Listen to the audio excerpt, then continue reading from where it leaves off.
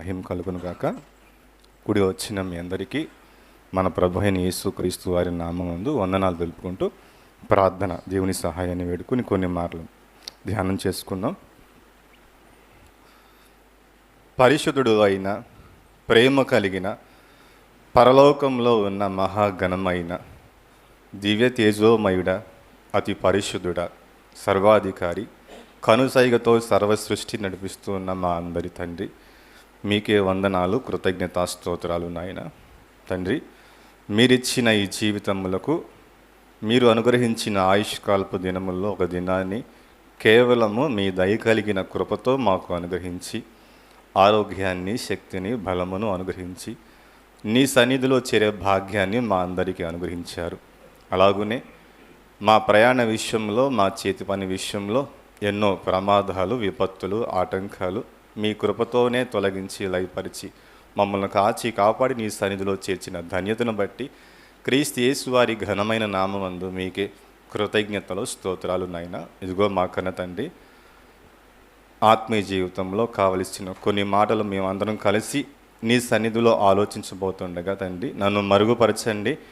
మీ ప్రేమను, మీ వాక్యమును మా అందరికీ తెలియజేసి ఆ మాట చేత మా బ్రతుకులు సరిచేసుకొని సంపూర్ణంగా ముందుకు సాగుటకు సహాయము అనుగ్రహించమని, పరిశుద్ధాత్మ ప్రభువు సహాయాన్ని మెండుగా అనుగ్రహించమని క్రీస్తు ప్రభువు వారి నామంలో ప్రార్థించి మీకు సమర్పిస్తున్నాను తండ్రి. ఆమేన్. మంచిదండి. ఈ అవకాశం దయచేసిన పరలోకమందున్న మనందరి తండ్రి అయిన దేవునికి, ప్రభు అయిన యేసు క్రీస్తు నామమందు కృతజ్ఞతాస్తోత్రములు కలుగునుగాక. ప్రిలారా, పౌలు గారు ఆయన ఆలోచన విధానము, ఆయన మనసు ఎప్పుడు ప్రతి మనుషుణ్ణి క్రీస్తునందు సంపూర్ణంగా చేయాలని, క్రీస్తు పట్ల విధేయత కలిగి ఉండాలని, ఆయన చేసిన కార్యాన్ని ఎల్లవేళ తలంచుకుంటూ ఆయనతో సహవాసము కలిగి ఉండాలని ఆయన అభిప్రాయం తెలియజేస్తూ, కొరింథీ పత్రికలో పునరుద్ధానం మనకు ఉంది కాబట్టి పునరుద్ధానంలో పాలుభాగస్తులయ్యే మనకి చాలా ఆసక్తి కలిగి ఉండాలని చాలా విషయాలు నేర్పుతూ ఉన్నాడు. అందులో ఒక మాటగా, చివరి మాటగా మనం ఆలోచించగలిగితే, కొరింథీ పత్రిక చెప్పిన వాక్య పట్టణంలో 15వ అధ్యాయంలో చివరి వచనంలో చదవండి. కాగా నా ప్రియ సహోదరులారా, మీ ప్రయాసము ప్రభువునందు వ్యర్థము కాదని ఎరిగి స్థిరులను కదలని వారును ప్రభు కార్యాభివృద్ధి యందు, ఈ మాటే, ప్రభు కార్యాభివృద్ధి యందు ఎప్పటికీ ఆసక్తులై ఉన్నడి. ప్రియులారా, పౌలు గారు మాట్లాడుతూ ప్రభు కార్యాభివృద్ధి యందు ఎప్పటికీ ఆసక్తులై ఉండుడి. అంటే ప్రభు కార్యాలు అనేవి పలు రకాలుగా, అనేక రకాలుగా, చాలా విధాలుగా కనపడుతూ ఉంటాయి. మనకు తెలిసిన ప్రభు కార్యాలు అవి ఆర్థికంగా కావచ్చు, ఆరోగ్యపరంగా కావచ్చు, మన అవసరాలు కావచ్చు, మనకు వచ్చిన ఆపదల్లో కావచ్చు, ప్రతి విషయంలో ప్రభు హస్తం మనకి ఎప్పటికీ తోడుగానే ఉంటుంది. చాలామంది ప్రభు కార్యాలు అంటే ఎవరినైనా వారిని పిలిచి మీ జీవితంలో దేవుని కార్యము జరిగిందా అంటే చాలామంది 99% జరిగిందనే చెప్తారు. అంతే కదా? దేవుని కార్యము జరిగిందా అని అడిగితే ఏమంటారు? జరగట్లేదని చెప్తారా? జరిగిందని చెప్తారు. అది తెలియకయే చెప్తారు. కానీ ఆ 1% మాత్రము దైవికమైన ఆలోచన కలిగిన వారు చెప్పే విధానం వేరు. ప్రభు కార్యాలంటే చాలామందికి అర్థమైన విషయాలు ఏంటంటే, మా ఇంట్లో ఉద్యోగం వచ్చింది, మా అమ్మాయి బాగా చదువుకొని ఫస్ట్ క్లాస్లో పాస్ అయింది, ఉద్యోగం వచ్చిందని చెప్పేవాళ్ళు కొంతమంది, ఆర్థికంగా ఫైనాన్స్ విషయంలో బాగున్నామని చెప్పుకునేవారు కొంతమంది, మేము రూపాయి కష్టపడి దాచిపెట్టుకొని, తినక దాచిపెట్టుకొని ఇల్లు కట్టుకుందని చెప్పుకునే కొంతమంది. ఇలా చాలా విషయాల్లో మనం చెప్పుకోగలిగితే చాలా చెప్తూ ఉంటారు. నేను మంచి బైక్ కొనుక్కున్నానండి, మంచి కారు కొనుక్కున్నానండి, మంచి ఉద్యోగం వచ్చిందని ఇలా దైవిక సంబంధమైన కార్యాలు చెప్పుకుంటూ ఉంటారు. ఓకే, ఇవన్నీ దేవుని కార్యాలే. మన జీవితంలో చిన్న జ్వరం వచ్చినా, మోషన్స్ వచ్చినా అవి తగ్గినాయి అంటే అది దేవుని కృపే. కాదని నేను అంటలేదు, వాటిని తప్పని అంటలా. కానీ జనాలకి, మనుషులకి ఇవే దేవుని కార్యాలుగా ఆలోచిస్తూ ఉన్నారు. ఇంకా ఆలోచించుకుంటూ వెళితే దేవుని కార్యాలు చాలా ఉన్నాయి. మనకు తెలిసిన విషయంలో ఇశ్రాయేలీలు ఐగుప్తు ప్రాంతంలో ఉన్నప్పుడు ఇశ్రాయేలీల్ని వాళ్ళు చాలా ఇబ్బంది పెడుతూ ఉన్నప్పుడు వాళ్ళు తట్టుకోలేక దేవునికి మొరపెట్టినప్పుడు దేవుడు వారి మొర ఆలకించి దేవుడు అబ్రహాము గారికి ఇచ్చిన నిబంధనను, వాగ్దానమును జ్ఞాపకం చేసుకొని దేవుడు మోషే గారిని నియమించుకొని వాళ్ళందరికీ నాయకుడిగా ఆయన్ని ఏర్పాటు చేసి చాలా రకాల అద్భుతమైన కార్యాలు చేశారు. చేశారా లేదా? చాలా చేశారు. చాలా అంటే నీళ్లను రక్తంగా మార్చడం, కప్పలు రప్పించటము, ఇంకా దుమ్ముతో పేళ్ళు చేయటము, ఇంకా అనేకమైన ఎర్ర సముద్రాన్ని చీల్చటము, ఆకాశంలో మేఘము సహాయంతో నడిపించడము, అనేక రకమైన అద్భుతాలు తన సర్వశక్తి బాహుబలమును ప్రభువు చూపించి అనేకమైన కార్యాలు జరిగించారు. ఇకపోతే క్రొత్త నిబంధనలో కూడా మన ప్రభు అయిన యేసుక్రీస్తు వారు కూడా చాలా కార్యాలు చేశారు. అవి మీరు కొన్ని చెప్పండి.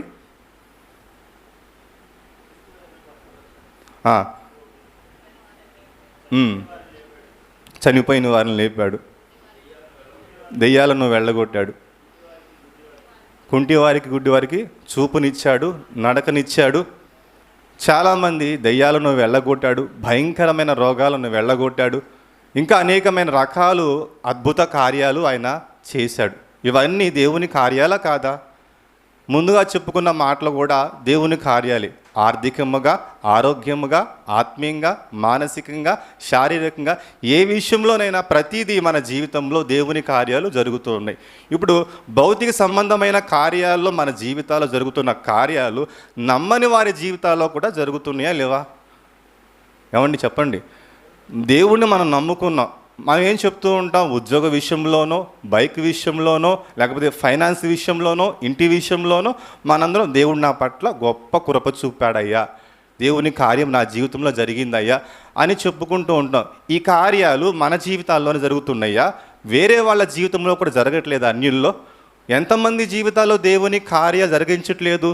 పైపెచ్చు వాక్యం దేవుడేం చెప్పాడు? మీ పరలోకపు తండ్రి పరిపూర్ణుడు గనక ఆయన దుష్టుల ఎడలను, తర్వాత నీతిమంతుల మీదను తన కృప సమానముగా కురుస్తుంది అన్నాడు. అంటే వాళ్ళకి దేవుని కార్యాలు జరుగుతున్నాయి, మనకు కూడా దేవుని కార్యాలు జరుగుతూ ఉన్నాయి. కానీ ఇవన్నీ దేవుని కార్యాలే, ఇవి తప్పని నేను చెప్పట్లేదు. కానీ ప్రభు ఏం చెప్తా అంటే, ప్రభువారు మన ప్రభు అయిన యేసుక్రీస్తు వారు మన నిమిత్తం ఈ లోకానికి వచ్చినప్పుడు అనేకమైన అద్భుత కార్యాలు, సూచక్రియలు చేసిన తర్వాత ఆయన కూడా ఒక గొప్ప కార్యం గురించి మాట్లాడుతూ ఉన్నాడు. ఆ కార్యాలు దేవునికి సమీపంగా, దేవునికి ఆత్మీయంగా, దేవునితో మనతో సంబంధం కలిగే కార్యక్రమాల గురించి ఆయన మాట్లాడుతూ ఒక మాట చెప్తూ ఉన్నాడు. ఒకసారి యోహాను సువార్త 14వ అధ్యాయము 12వ వచనము.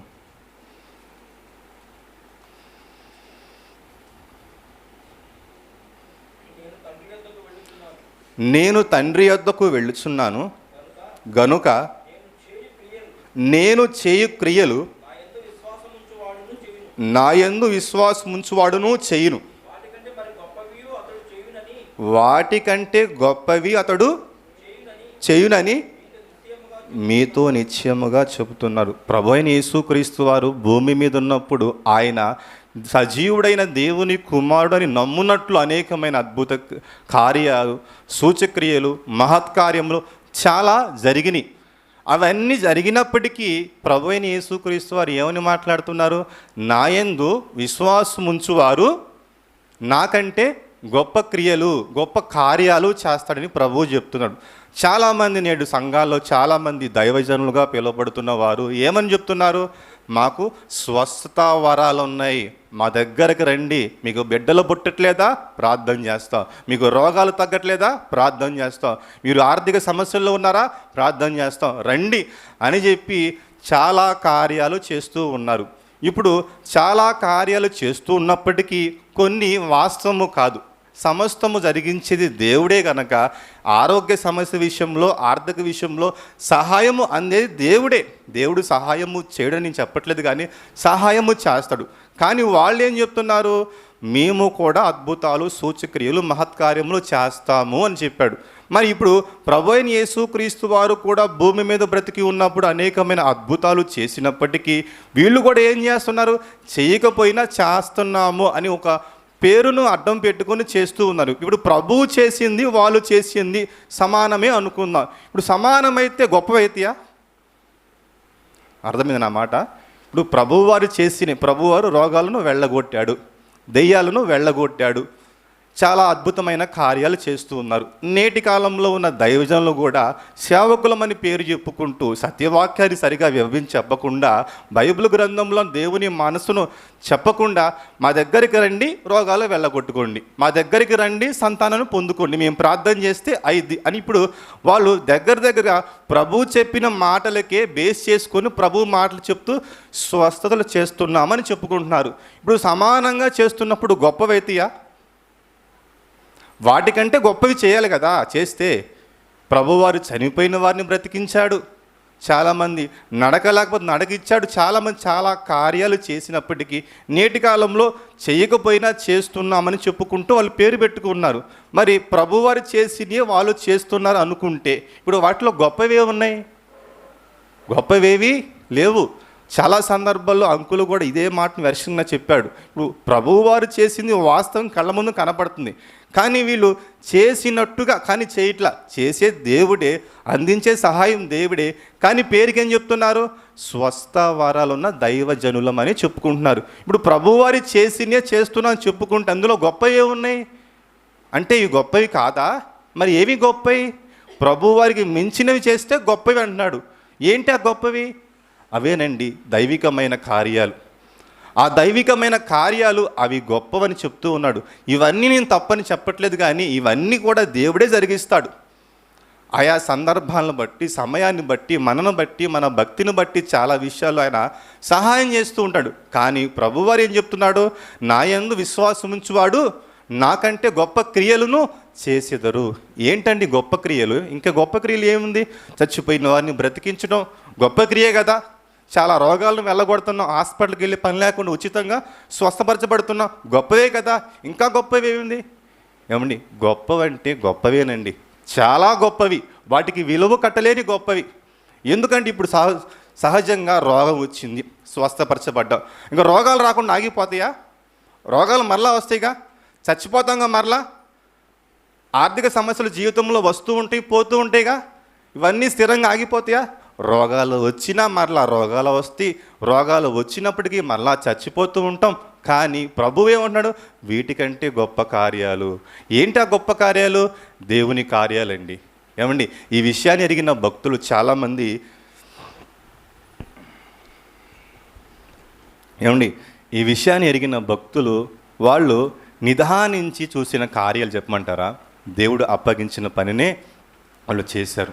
అదేనండి మన పేతురు గారు ఎప్పుడైతే వాళ్ళందరూ పరిశుద్ధాత్మను పొందుకున్నారో, పరిశుద్ధాత్మను పొందుకున్న వాళ్ళు ఏమాత్రము తడవు చేయకుండా, ఏమాత్రము ఆలస్యం చేయకుండా వాళ్ళు వెంటనే ఏం చేశారని ఉంది బైబిల్ గ్రంథంలో?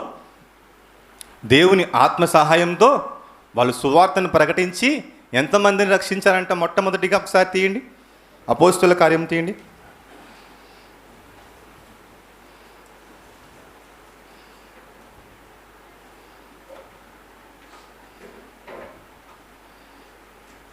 నలభైవ వచనం దగ్గర నుంచి 2వ అధ్యాయము.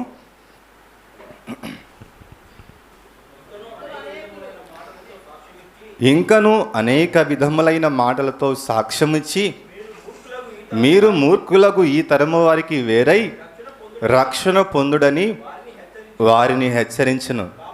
కాబట్టి అతని వాక్యము అంగీకరించిన వారు బాప్తిస్మము పొందిరి. ఆ దినమందు ఇంచుమించు 3,000 మంది చేర్చబడ్డరి. ఏమండి ఆ రోజు పేతురు గారు ప్రసంగం చేస్తే దేవుని వాక్యమును చక్కగా వివరించి చెప్తే క్రీస్తునందు పాప క్షమాపణ, క్రీస్తునందు నిత్య జీవము, ఆయన వలనే మనకు పరలోక మార్గము, ఆయన దేవుని కుమారుడు అని చెప్పేసి పలు అనేక రకాలైన మాటలు వినిపించినప్పుడు చాలామంది విశ్వసించి 3000 మంది రక్షించబడ్డారు. ఇవి దేవుని గొప్ప కార్యాలండి. ఏమండి, ఈ రక్షించబడ్డ వారి గురించి కాస్త మనం ఆలోచించగలిగితే ప్రియులారా, వారి గురించి ఇదే అపోస్తుల కార్యం గ్రంథము 6వ అధ్యాయం అండి.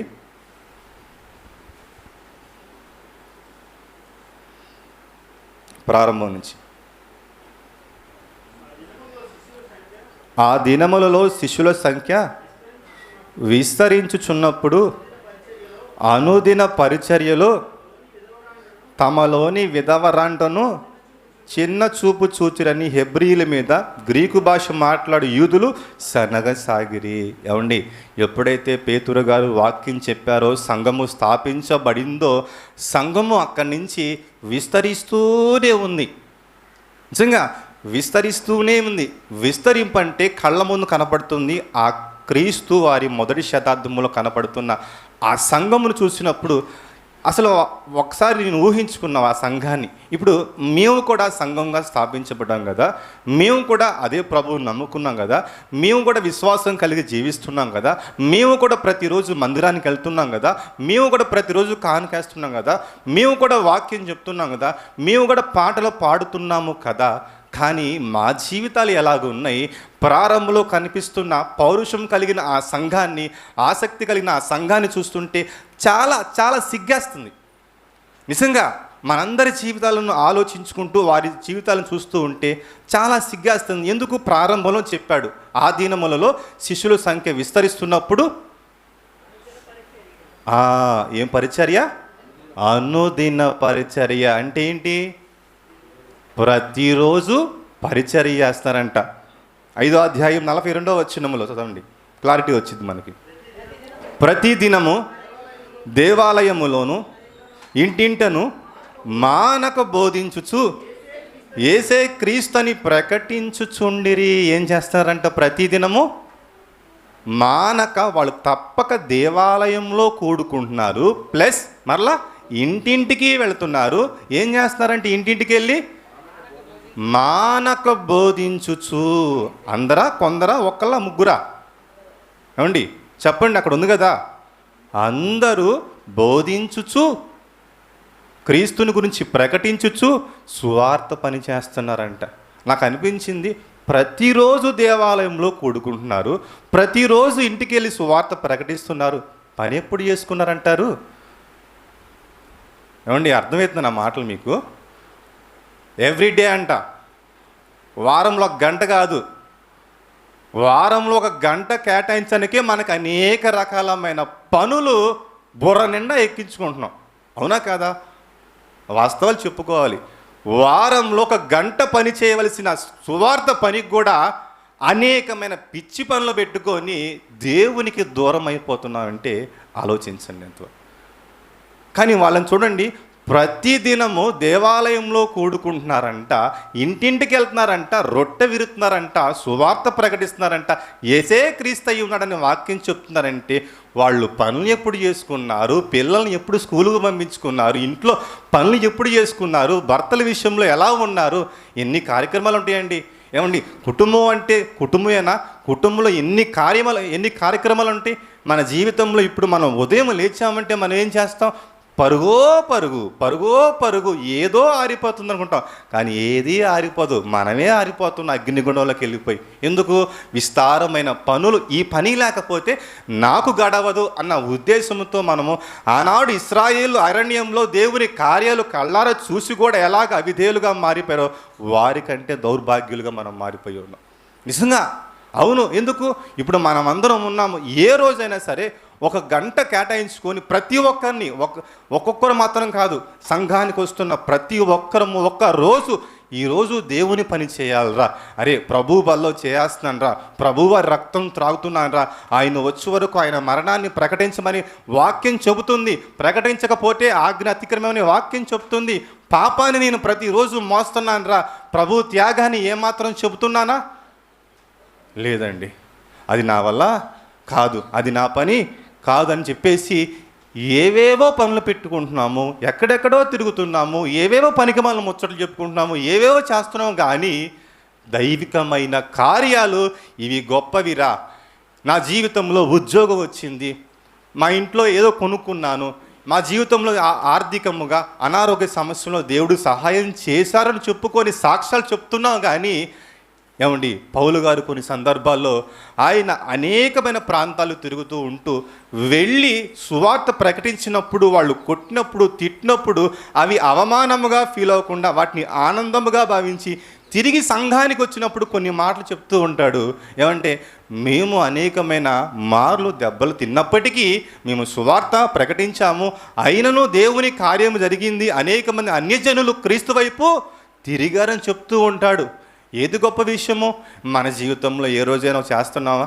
ఏమండి, దైవజనులు మన సంఘ కాపరి గారండి 20 ఏళ్ళ క్రితం మొదలుపెట్టిన ఈ పరిచర్య, బైక్ మీద ఒక మైక్ పెట్టుకొని చిన్న యాంప్లిఫైర్ పెట్టుకొని ఆటోలో చిన్న సామాన్లు వేసుకొని ఆ రోజు ప్రారంభించిన పరిచర్య దేవుడు గుర్తించి దాన్ని వృద్ధి చేసి మనకి మంచి వాహనాలను మనకు అనుగ్రహిస్తూ ఎన్నో సెట్టింగ్లు మనకు అనుగ్రహించు సహోదరులను సమకూర్చి మనకు సహాయం చేసి గొప్ప పరిచర్య మనకి ఇచ్చారండి. కానీ ఆ గొప్ప పరిచర్య గురించి మనం ఆలోచిస్తున్నామా ఏ రోజైనా? పరిచర్యకు వచ్చిన సహోదరు 4-5 ఏమాత్రం వస్తున్నారు తప్ప, వచ్చిన వారు మాత్రమే వస్తున్నారు తప్ప మిగిలిన వారు మాత్రం ఏమాత్రం రావట్లా.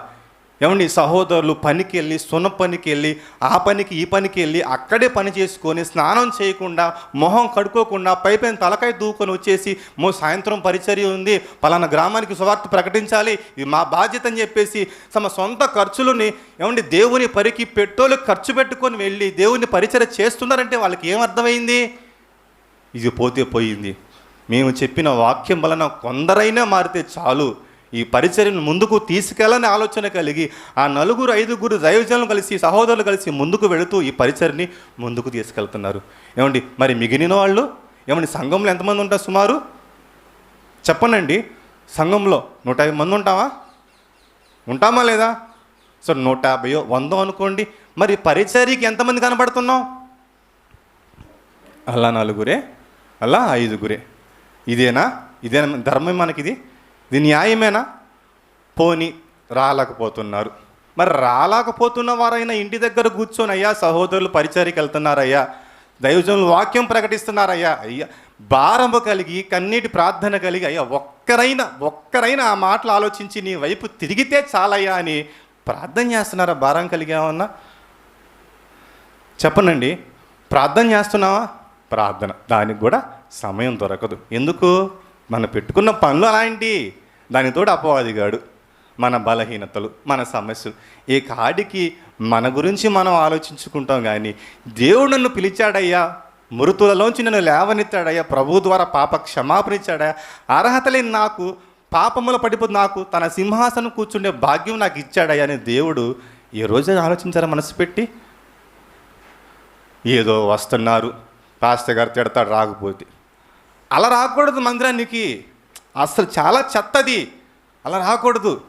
మా నాన్న దగ్గరికి వెళ్తున్నా, మా ప్రభువు దగ్గరికి వెళ్తున్నా, నాకు పరిశుద్ధాత్మ ప్రభు ఆదరణ ఉంది, వారు ఈరోజు నాతో మాట్లాడతారంట. ఏం మాట్లాడతారు? నాలో ఎందుకు మేలే. ఒక సమస్య వచ్చినప్పుడు ఆ సమస్య గురించి పిల్లలు తండ్రి దగ్గరికి వెళ్ళినప్పుడు ఏం చేస్తారు? సమస్య గురించి సరిచేస్తూ మాట్లాడుతూ ఉంటారు, అవునా కాదా? ఎందుకు? తండ్రులు ఏం చేస్తారు? పిల్లల గురించి మేలు బాగోగు ఆచరించి ఇది తప్పురా, ఇది కరెక్ట్ కాదురా, ఇది మంచిదిరా అని చెప్పి ఒక దెబ్బేసో ఒక మాట చెప్పో ఒక వాక్యం చెప్పో సరిచేస్తారు లేదా? మరి దేవుని దగ్గరకు కూడా మనం అలాగే రావాలి. మా నాన్న మాట్లాడతాడు. ఈరోజు మా నాన్న నాకంటే ముందుగా వెళ్ళిపోయాడు సంఘానికి, నేనేంది ఇంకా 9 రాలేకపోతున్నా. 9ంటికి వచ్చేవాళ్ళు ఒకళ్ళు, ఆరాధనకు వచ్చేవాళ్ళు ఒకళ్ళు, చివరి బలారాధనకు వచ్చేవాళ్ళు ఒకళ్ళు, అప్పుడు దాకా పడుకొని వచ్చేవాళ్ళు కొంతమంది. ఇది భక్తేనంటారా? ఇది భక్తేనా? ఇది చేసినా ఒకటే, చేయిపోయినా ఒకటే. కానీ ప్రారంభ సంఘాన్ని చూడండి, వాళ్ళు చక్కగా రక్షించబడ్డారు, చక్కగా ప్రతిరోజు అపోస్తుల బోధ యందును సహవాసం యందును ప్రార్థన యందును రొట్టె విరుచుడి యందును అనేకమైన కార్యాలు వాళ్ళు పాల్గొని ఎంత ఆసక్తి కలిగి ఉన్నారో వారందరూ మనకి మాదిరిగా ఉన్నప్పుడు నేటి కాలంలో క్రీస్తుని నమ్ముకొని క్రీస్తుని ధరించుకున్న మనము బైబిల్ గ్రంథాన్ని చేతపట్టుకొని సమాజంలో కనబడుతున్న మనము ఎవరికి మాదిరిగా ఉన్నాం మనం అండి? ఎవరికి మాదిరిగా ఉన్నాం? ఏం చేస్తున్నాం మనం? ఏమైనా చేస్తున్నావా? లేదు. చేస్తే ఆధారంగా సంఘం ఎలా ఉండాలి? డెవలప్ అవుతూ ఉండాలి. ఒకసారి ఇదే అపోస్తల కార్యము 6వ అధ్యాయము 7వ వచనం. దేవుని వాక్యము ప్రబలమై శిష్యుల సంఖ్య యెరూషలేములో బహుగా విస్తరించెను. ఎందుకు? దేవుని వాక్యము ప్రబలమై అంటే ఏంది? దేవుని వాక్యాన్ని పట్టుకున్నారు. దేవుని వాక్యం పట్టుకొని ముందుకెళ్ళిపోయి సువార్త ప్రకటించారు. ఇంకో విషయం తెలుసా? వాళ్ళు ఏ పొజిషన్లో ఉండి వాక్యాన్ని ప్రకటించారు తెలుసా? మనవలే కాదు, తమ చర స్థిర ఆస్తులు నమ్మి, వినండి, తమ చర స్థిర ఆస్తులు అమ్మి పరిచర్య నిమిత్తం అపోస్తులు పాదాలు ముందు పెట్టి, ఏమైనా ఇరుకులు ఇబ్బందులు వస్తాయి కదా మనిషి జీవితంలో, వస్తే అప్పుడు పౌలు గారు ఏమైనా ఇరుకు ఇబ్బందిగా ఉంది చెప్పుకుంటారు కదా, పేతురు గారు అయ్యా కొంచెం ఇబ్బంది చెప్పుకుంటారు కదా. ఉంటాయా ఉండవా? ఖచ్చితంగా ఉంటాయి. చాలా మనిషి జీవితంలో ఏదో ఒక అవసరం ఉంటుంది. అయినప్పటికీ ఆ అవసరం గురించి ఆలోచించలా. యెహోవా ఈరే అనే మనసు వాళ్ళు కలిగి ఉన్నారు. దేవుడే చూచుకొని చెప్పేసి ఏం చెప్పారు? సువార్త ప్రకటించుకుని ఉండడం వల్ల ఏమైంది?